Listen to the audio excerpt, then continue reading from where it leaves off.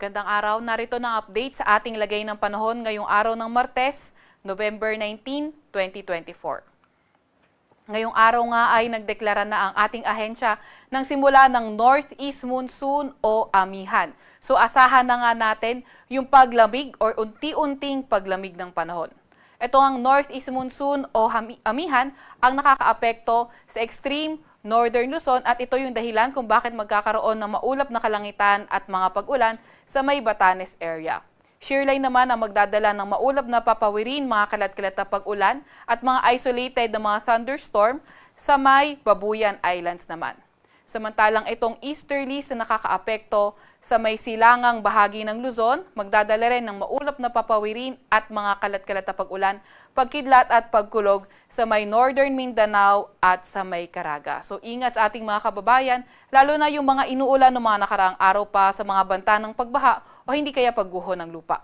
Para naman sa lagay ng panahon sa Metro Manila at sa nalalabing bahagi ng bansa, partly cloudy to cloudy skies sa ating inaasahan na may mga tsansa ng mga localized thunderstorms. At samantalang yung minomonitor nga nating bagyo sa labas ng ating Philippine Area of Responsibility, si Bagyong Manny na tinawag nating Pepito nung nasa loob ng ating PAR ay malayo na nga sa ating bansa at malayo na rin sa ating Philippine Area of Responsibility. Kanina alas 3 ng hapon, ito ay nasa may layong 870 kilometers west ng Lawag City, Ilocos Norte. So posibleng mas lumayo pa siya o matunaw sa mga susunod na araw pa. Para naman sa ating lagay ng panahon bukas, inaasahan pa nga rin natin sa may Batanes, patuloy yung maulap na papawirin na may mga pag-ulan dulot ng Northeast Monsoon. Sa may Babuyan Islands naman ay maulap na papawirin at mga kalat-kalat na pag-ulan at mga isolated rain showers ang dala ng shearline. Para naman sa Metro Manila at nalalabing bahagi ng bansa, fair weather conditions pa rin at may mga tsansa ng mga localized thunderstorms. Agwat ang temperatura bukas sa Metro Manila ay 25 to 32 degrees Celsius. 16 to 23 degrees Celsius sa may Baguio, 24 to 31 degrees Celsius sa may Lawag, 24 to 30 degrees Celsius sa may Tugigaraw, at 26 to 31 degrees Celsius sa may Legazpi. Sa may Puerto Princesa naman ay 26 to 32 degrees Celsius at 26 to 33 degrees Celsius sa may Kalayaan Islands. Para naman sa lagay ng panahon bukas sa Visayas, inaasahan pa nga rin natin na magpapatuloy ang fair weather conditions with chances of localized thunderstorms. Sa Mindanao area naman, Caraga at Davao Region, posibleng magkaroon ng mga pag-ulan, pagkidlat, pagkulog ng mga kalat-kalat dahil pa rin sa easterlies.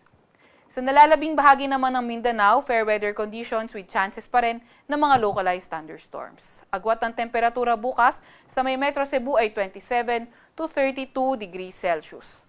Agwat naman ng temperatura sa may Zamboanga at Davao ay 25 to 33 degrees Celsius at sa may Cagayan de Oro ay 24 to 32 degrees Celsius.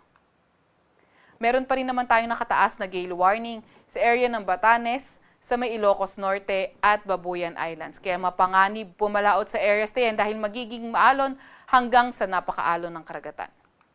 Para naman sa 3-day weather outlook na ating mga pangunahing syudad sa Metro Manila, Baguio at Legazpi City, Wednesday, Thursday, Friday, asahan naman natin yung magandang panahon na may mga tsansa ng mga localized thunderstorms. So, asahan nga din natin na sa may bandang northern part ng ating bansa, posible pa rin na makaapekto yung shearline or hindi kaya yung Northeast Monsoon.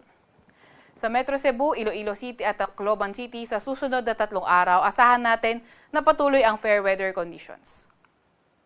Sa Metro Davao naman, Cagayan de Oro at Zamboanga City, Wednesday, asahan natin na fair weather conditions pero pagdating ng mga susunod na araw ay posible na nga magdala ng paulan ng easterlies.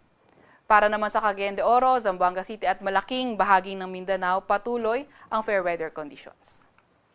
Sa Kalakhang, Maynila, ang araw ay lulubog ng 5:24 ng hapon at sisikat bukas ng 5:59 ng umaga.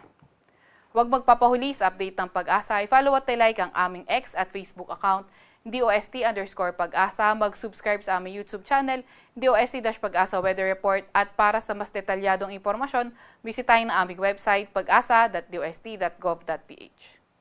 At yan muna ang latest mula sa Weather Forecasting Center ng Pag-asa, Veronica Torres.